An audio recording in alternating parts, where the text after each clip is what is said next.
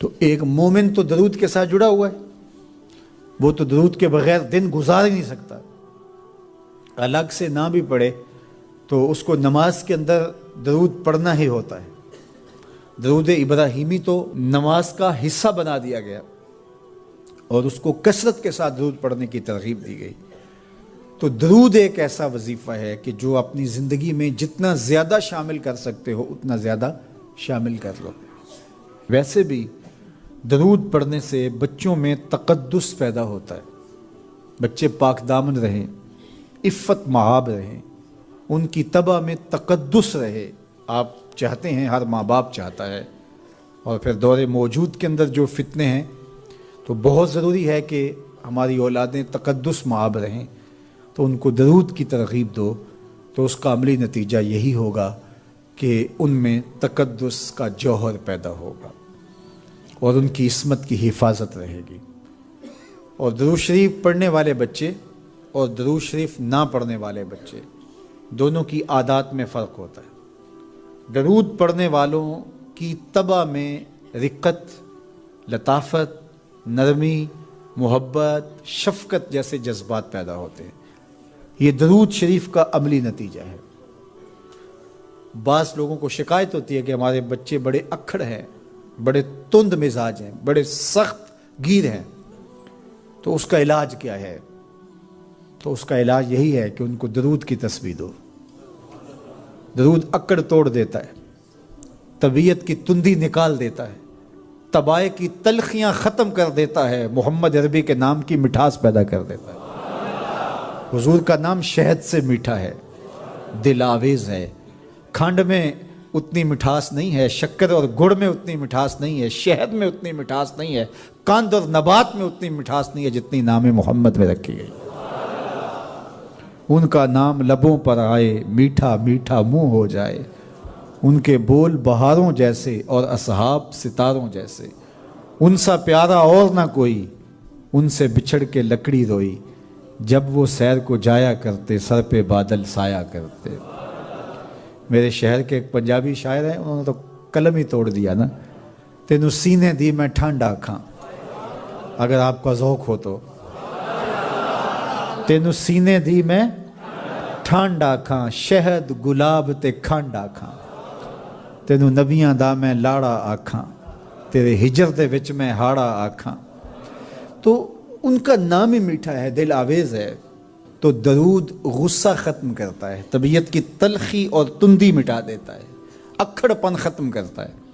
تو آپ اگر چاہیں کہ اولاد اکھڑ ہے تو ان کو کسی طرح درود پہ لے آئیں، درود کی تسبیح ان کے ہاتھ میں دے دیں، تو ان کی طبع میں نفاست بھی آئے گی، ان کی طبع میں لطافت بھی آئے گی، ان کی طبع میں رقت بھی آئے گی، ان کی طبع میں محبت بھی آئے گی، ان کی طبع کے اندر جو ہے وہ لیاقت بھی پیدا ہوگی۔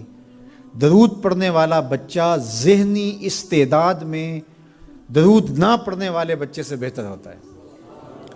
یہ بھی آپ تجربہ کر کے دیکھ لیں، دو بچے برابر ذہنی استعداد رکھتے ہوں اور ان میں سے ایک بچہ درود پڑھتا ہو اور ایک درود نہ پڑھتا ہو، تو درود پڑھنے والا بچہ آگے ہوگا۔ یہ درود کی برکتیں ہیں، یہ درود کی رحمتیں ہیں۔ تو درود کثرت سے پڑھنا اپنی اولاد کو سکھائیں گے۔ ہفتہ روزہ آپ محافل کا گھر میں انعقاد کر لیجئے اور اس میں صرف درود شریف پڑھ لیجئے، تو انشاءاللہ اس سے آپ دیکھیں گے کہ اولاد کو اس کا فرق پڑتا ہے۔ یہ تربیت کا ایک آسان نسخہ ہے اور یہ وہ وظیفہ ہے جس سے تھکن نہیں ہوتی، یہ وہ وظیفہ ہے جس سے طبیعت میں تلخی نہیں آتی۔ کہتے ہیں وظیفہ میں نے پڑھا ہے تو وظیفہ پڑھتے پڑھتے میری طبیعت میں یہ ہو گیا ہے، وہ بعض کہتے ہیں وظیفہ الٹ پڑ گیا ہے۔ بڑے وظیفے الٹ پڑھ سکتے ہیں لیکن درود الٹ نہیں پڑھتا، درود ہے ہی سیدھا، یہ الٹوں کو بھی سیدھا کر دیتا ہے۔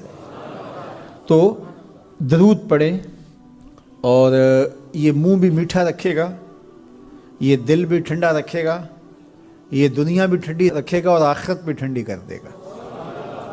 درود چراغ بھی ہے، درود کستوری بھی ہے، خوشبو بھی ہے، مہک بھی ہے، شہد بھی ہے، گلاب بھی ہے، کھنڈ بھی ہے۔ اور سینے کی ٹھنڈ بھی ہے۔ تو درود اپنی طبع کے اندر اچھی طرح سے راسخ کر لیں اور اپنی اولادوں کی طبع میں اس کو راسخ کریں۔ اس سے آپ عملاً دیکھیں گے، میں سالوں کی بات نہیں کرتا، اشروں مہینوں کے اندر آپ فرق پڑتا دیکھیں گے۔ میرے اور آپ کے آقا و مولا نے ارشاد فرمایا قیامت کے دن میرے سب سے قریب وہ ہوگا جو کثرت سے میرے اوپر درود پڑھنے والا ہوگا۔ تو یہ حضور کی قربت کا ضامن ہے درود۔ تو اس لیے اپنی اولاد کو حضور علیہ السلام پر درود پڑھنے کی ترغیب دو۔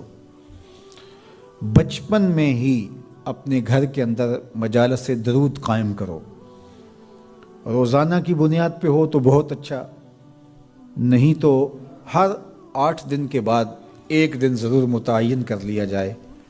جمعۃ المبارک کے دن کثرت کے ساتھ درود پڑھنے کی ترغیب دی گئی ہے، اور فرمایا اس دن فرشتے حاضر ہوتے ہیں۔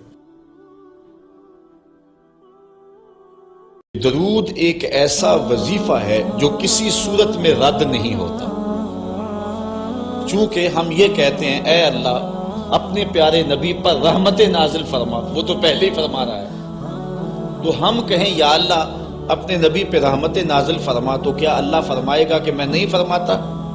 اس لیے یہ ہو ہی نہیں سکتا۔ علماء کہتے ہیں کہ جو درود ہے وہ بہر صورت قبول ہوتا ہے۔ اس لیے حضرت عمر رضی اللہ تعالیٰ عنہ فرماتے ہیں کہ دعا کو درود کے ساتھ جوڑ لو، درود تو قبول ہونا ہی ہونا ہے، تمہاری دعا بھی قبول ہو جائے گی۔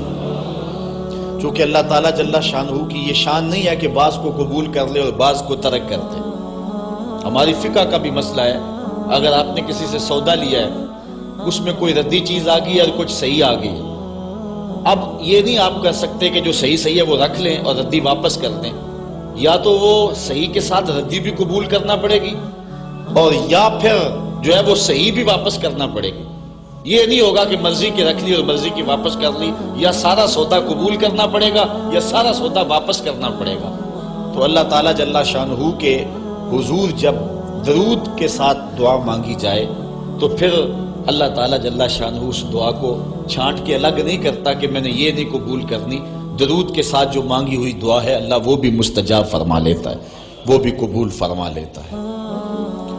درود پاک وہ بابرکت عمل ہے، با کمال ہے، تو پھر جی نہیں چاہتا کہ پڑھو صلو علیہ وآلہ، یعنی پھر دل اچھلتا ہے، روح پکارتی ہے، جو اتنی خوبیوں کا منبع و مصدر ہے، اتنے کمالات کا جامع ہے، جس کے دم سے اندھیرے چھٹ گئے، جس کے دم سے کائنات میں اجالے پھیل گئے، تو پھر کیوں جی نہیں چاہتا کہ اس نبی پر درود پڑھا جائے؟ صلو علیہ وآلہ، آؤ اس نبی پہ درود پڑھو، اس نبی پہ سلام پڑھو، اس نبی پہ بھی درود پڑھو، اس کی آل پہ بھی درود پڑھو۔ بلغ العلا بکمالہ کشف الدجی بجمالہ حسنت جمیع خصالہ صلو علیہ وآلہ۔ میں درود شریف کے عنوان سے اپنی گفتگو کو ختم کروں اور امام بوصیری کا ذکر نہ کروں تو یہ ناانصافی ہوگی۔ حضرت امام بوصیری فالق زدہ ہے، ساری زندگی بادشاہوں کے قصیدے لکھے، ساری زندگی بادشاہوں کی کہانیاں بیان کی ہیں، ان سے اعزازات پائے ہیں، تکریمات پائی ہیں، لیکن عمر کا آخری حصہ آیا، جسم فالق زدہ ہو گیا، سارے چھوڑ گئے۔ تنہائی، بیماری اور غربت، یہ تین چیزیں اگر اکٹھی ہو جائیں تو ان کو کاٹنا بڑی قیامت ہوتی ہے۔ تنہائی، غربت اور بیماری، یہ تینوں اکٹھی آ گئی حضرت امام بوصیری پہ۔ صحت مند کے سارے گھاگ ہوتے ہیں، بیمار پڑ گئے تو کوئی پوچھتا ہی نہیں۔ ایک دن خیال آیا ساری زندگی شہنشاہوں کے قصیدے لکھے، آج اس کا قصیدہ نہ لکھوں جو کائنات کا دولہ ہے۔ اللہ اکبر، قلم پکڑا، پھر حضور کا قصیدہ لکھا۔ یہ قصیدہ بردہ شریف مکمل کیا۔ رات ہوئی، حضرت امام بوصیری سوئے، آقا کریم علیہ السلام تشریف لائے، اور یہ بات ذہن میں رکھیں، حضور نے ارشاد فرمایا من رآنی فی المنام فقد رآنی فإن الشیطان لا یتمثل بی۔ یہ ابن ماجہ میں 6 طرق سے روایت مروی ہے، ویسے بخاری دیگر کتابوں میں بھی ہے، لیکن ابن ماجہ حجم کے اعتبار سے چھوٹی کتاب ہے، اس میں بھی 6 مرتبہ یہ روایت ہے، باقیوں میں تو بہت مرتبہ یہ روایت آئی ہے۔ ابن ماجہ میں 6 طرق سے یہ روایت ہے۔ حضور نے فرمایا جس نے مجھے خواب میں دیکھا اس نے مجھے ہی دیکھا۔ شیطان خواب میں آ کر بھی میری مثل ہونے کا دعویٰ نہیں کر سکتا۔ اچھا دوسری بات، جس نے حضور کو دیکھا اس نے حضور کو دیکھا، اور جس نے حضور کو دیکھا حضور اس کے خواب میں قصد، ارادے اور مرضی سے آئے۔ میں کسی کے خواب میں جاؤں، آپ کسی کے خواب میں آئیں، نہ آپ کو پتا ہوتا ہے نہ مجھے پتا ہوتا ہے۔ مجلس سجی ہے، میں گفتگو کر رہا ہوں، اٹھ کے آپ چلے جائیں گے، جا کے سو جائیں، میں خواب میں دوبارہ گفتگو کرتا ہوا پایا جاؤں، مجھے آپ اٹھ کے فون کرے جناب آج خواب میں آئے تھے، تو مجھے تو نہیں پتا ہوگا، یا آپ کو میں دیکھ لوں دوبارہ تو آپ کو علم نہیں ہوگا۔ لیکن حضور جس کے خواب میں جائیں قصد، ارادے اور مرضی سے جاتے ہیں۔ تیسری بات، خواب میں کسی کو کچھ کوئی دے تو وہ محض خواب ہوتا ہے۔ لاٹری نکل آئی، کروڑ پتی بن گیا، صبح اٹھیں گے تو کروڑ پتی ہوں گے یا کنگال ہوں گے؟ وہ کیا کسی نے کہا تھا 100 بار میرے ہاتھوں میں تیرا دامن آیا، جب آنکھ کھلی تو اپنا ہی گرے بات۔ کچھ نہیں ہوتا، خواب خواب ہوتا ہے۔ لیکن حضور کو اگر کوئی خواب میں دیکھے اور حضور کچھ عنایت کرے تو وہ محض خواب نہیں ہوتا۔ حضرت شاہ ولی اللہ محدث دہلوی فرماتے ہیں میرے والد شاہ عبد الرحیم نے خواب میں انہوں نے حضور کو دیکھا تو آقا کریم علیہ السلام نے اپنے 2 منہ مبارک ان کو عطا کیے۔ کہتے ہیں جب اٹھے تو دیکھا کہ منہ مبارک نہیں تھے، تو پھر ان کی کیفیت وہی ہو گئی، اور پھر حضور خواب میں ملے، فرمایا کہ ہم نے تیرے سرہانے کے نیچے رکھ دیے۔ تو کہتے ہیں کہ وہ 2 بال حضرت شاہ ولی اللہ محدث دہلوی فرماتے ہیں ان کی علامت یہ تھی کہ وہ صندوق میں ہم رکھتے تھے، جب اس کو دھوپ میں لے کے نکلتے بدلی سایہ کیا کرتی تھی، اور فرماتے ہیں کہ جب وراثت تقسیم ہوئی تو 1 بال میرے حصے میں تھا، حضور کا منہ انور، حضور کا منہ مبارک۔ تو جس نے حضور کو خواب میں دیکھا حضور کو ہی دیکھا، حضور قصد سے آئے، جو دیا حقیقت میں دیا۔ اور چوتھی بات، وہ بخاری کی روایت ہے، حضور فرمایا من رآنی فی المنام فسیرانی فی الیقظہ، جس نے مجھے خواب میں دیکھا نہ قریب جاگتے بھی دیکھ لے گا۔ شارحین لکھتے ہیں ساری زندگی نہ دیکھ سکا، جب روح نکل رہی ہوگی رخ محبوب سامنے ہوگا، اور اگر اس وقت حضور کا دیدار ہو جائے تو چاہیے بھی کیا، سوکھا نکلے سا ظہوری جے ویخ لواں مکھ تیرا۔ اگر اس وقت حضور کا دیدار ہو جائے تو اور کیا چاہیے۔ تو حضرت امام بوصیری کہتے ہیں کہ میں سویا مقدر جاگا، حضور تشریف لایا۔ فرمایا بوصیری جو قصیدہ لکھا ہے وہ سناؤ تو صحیح۔ تو انہوں نے وہ مشہور قصیدہ مولا یصلی وسلم دائما ابد، وہ قصیدہ حضور کی خدمت میں پیش کیا۔ تو آقا کریم علیہ السلام نے اپنا دست شفا ان کے بدن پہ پھیرا، اور حضور نے اپنی چادر اتار کر کے حضرت امام بوصیری کو دے دی۔ بردہ عربی میں کہتے ہیں جو ہے وہ چادر کو، اسی لیے اس قصیدے کو قصیدہ بردہ کہتے ہیں، وہ قصیدہ جس کی جزا میں چادر عنایت ہوئی تھی۔ حضرت امام بوصیری جب اٹھے تو بالکل ٹھیک تھے، چادر اوڑی اور مسجد میں نماز پڑھنے کے لیے جا رہے ہیں۔ راستے میں ایک درویش کھڑا تھا، کہا بوصیری رات والا قصیدہ تو سناؤ جو تم نے لکھا ہے۔ حضرت بوصیری کہتے ہیں میں نے لکھا تھا اور کسی کو پتہ نہیں تھا۔ میں نے کہا کون سا قصیدہ؟ کہنے لگے بھولے نہ بنو، جو حضور کو سنایا تھا۔ کہنے لگے کہ میں نے کہا کہ تجھے کیسے پتا ہے؟ کہا بتاؤں یہ چادر کون سی ہے؟ اللہ اکبر! تو امام بوصیری رحمت اللہ تعالی علیہ نے حضور علیہ السلام پر یہ درود لکھا مولا یصلی وسلم دائما ابدا، اور یہ جزا پائی۔ حضرت سید محمد بن سلیمان رحمت اللہ تعالی علیہ ایک بزرگ گزرے ہیں، یہ 708 ہجری میں پیدا ہوئے تھے۔ کہتے ہیں کہ میں ایک دن کسی بستی سے گزر رہا تھا اور وہاں ایک کنواں تھا، اس کا پانی تھوڑا سا نیچے تھا، اور میرے پاس کوئی چیز نہیں تھی جس سے میں ڈول ڈال کر کے وہ پانی نکال سکوں۔ میں متحیر کھڑا تھا، ساتھ ہی ایک شکستہ سا کچا سا مکان تھا، اس مکان کے اوپر ایک چھوٹی عمر کی لڑکی کھڑی تھی۔ مجھے کہنے لگی کہ آپ پریشان ہیں؟ میں نے کہا ہاں بیٹے، مجھے پریشانی یہ ہے کہ میں نے وضو کرنا اور نماز پڑھنی ہے اور وقت جا رہا ہے اور یہ پانی بہت نیچے ہے، اگر تم کچھ میری مدد کر سکتی ہو تو ضرور کرو۔ وہ چھت سے نیچے آئی اور اس نے آ کے اپنا لعاب اس کنویں میں پھینکا۔ حضرت شیخ سید محمد بن سلیمان فرماتے ہیں کہ میں نے دیکھا کہ یکا یک کنویں کا پانی اچھل کے کناروں تک آ گیا اور بہنے لگا۔ میں نے جلدی سے وضو کیا اور پھر میں نے اس لڑکی کو کہا میں تجھے اللہ کا واسطہ دیتا ہوں، تو مجھے بتا کہ تو تیرے پاس ہے کیا کہ تیرے لب کے ڈالنے سے یہ پانی اچھل کے اوپر آ گیا؟ تو اس لڑکی نے مجھے کہا کہ یہ جو مرتبہ مجھے ملا ہے بکثرت الصلاۃ علی من کان اذا مشى فی البر تعلقت الوحوش باذیالہ، یہ مرتبہ میں اس پر درود پڑھ کے حاصل کیا ہے جب وہ جنگل سے گزرتے تھے تو جو جانور تھے قدموں سے لپٹ جاتے تھے، میں ان پر درود پڑھنے کی برکت سے جو ہے وہ یہ مرتبہ حاصل کیا ہے۔ حضرت سید محمد بن سلیمان کہتے ہیں کہ پھر میں نے ارادہ کر لیا کہ میں ساری زندگی حضور علیہ السلام پر درود پڑھتے ہوئے اور درود لکھتے ہوئے گزاروں گا۔ پھر انہوں نے مشہور زمانہ کتاب جس کو اہل علم اور اہل تصوف دلائل الخیرات کے نام سے جانتے ہیں، جس کی متعدد شروحات میں لکھی گئی، وہ کتاب انہوں نے تصنیف کی۔ اور اس کتاب کی خصوصیت یہ ہے کہ جو شخص اس کتاب کو باقاعدگی کے ساتھ پڑھے اس کو حضور کا دیدار نصیب ہوتا ہے۔ اور اس کتاب کو پڑھنے والے، میں نے ایک روایت میں پڑھا ہے کہ جو شخص حضور علیہ السلام پر کثرت سے درود پڑھے، اللہ تعالیٰ اس درود کی برکت سے اسے تو نوازتا ہے، اس کی اولاد کو اور اس کی اولاد کی اولاد کو، یعنی اس کی نسلوں کو بھی ثواب دیتا ہے۔ تو حضرت سید محمد بن سلیمان نے یہ کتاب لکھ کر کے درود کی زمانے پر احسان کیا، اور آج تک بالخصوص علماء روم کا عمل اس کے اوپر جو ہے وہ کثرت کے ساتھ ہے۔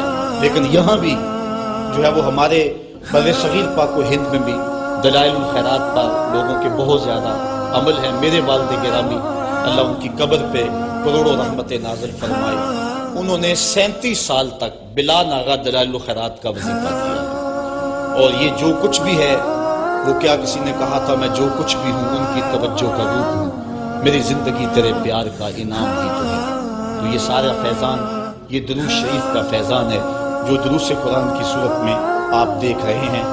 حضرت سید محمد بن سلیمان رحمۃ اللہ تعالی علیہ کا پھر انتقال ہو گیا، اور سوس نامی ایک بستی کے اندر ان کو دفن کر دیا گیا۔ پھر اس کے بعد 77 سال کے بعد ان کو وہاں سے مراکش منتقل کیا گیا، اور آپ کو جب دفن کیا گیا، اور یہ بات اخبار مشہورہ میں سے ہے کہ آپ کی قبر کی مٹی سے درود کی برکت کی وجہ سے کستوری جیسی خوشبو آیا کرتی، اور جب اتنے طویل عرصے کے بعد ان کو قبر سے نکالا گیا تو جب وہ فوت ہوئے تھے تو انہوں نے تھوڑی دیر پہلے حجامت بنائی تھی، اور جب لحد سے ان کو نکالا گیا 77 برس بعد تو ایسے لگتا تھا کہ جس طرح ابھی خط کروایا ہے، اور لوگوں نے ان کے جسم کو انگلی لگا کر کے دیکھا تو جس طرح ایک زندہ شخص کے جسم کو انگلی لگائیں تو خون ہٹ جاتا ہے اور جگہ زرد ہو جاتی ہے، تو ایسے ہی لوگوں نے پایا کہ جگہ زرد ہو گئی، پھر انگلی اٹھائی تو جو ہے وہ پھر وہاں دوبارہ سرخی آنے لگی، تو اس شخص نے بتایا کہ یہ دیکھو کیا ہے، تو پھر جو بھی زیارت کرنے آتا وہ انگلی لگا کے دیکھتا اور اس طرح دباتا آپ کی جلد کو، اور وہ زرد ہو جاتی اور پھر دوبارہ خون آتا، تو پھر ان کی زیارت بند کر دی گئی، اور وہاں سوس سے اٹھا کر کے ان کو مراکش کے اندر دفن کیا گیا۔ جو شخص حضور علیہ السلام پہ درود پڑھے تو اس کو حیات جاوداں مل جاتی ہے، اور صاحب درود نبی کا کمال اور مرتبہ کیا ہوگا۔ تو فرمایا ان اللہ وملائکتہ یصلون علی النبی یا ایھا الذین آمنوا صلوا علیہ وسلموا تسلیما۔ آؤ ہم حضور کی بارگاہ میں پورے ادب سے ہدیہ درود پیش کریں۔ الصلاۃ والسلام علیک یا رسول اللہ وعلی آلک واصحابک یا محبوب رب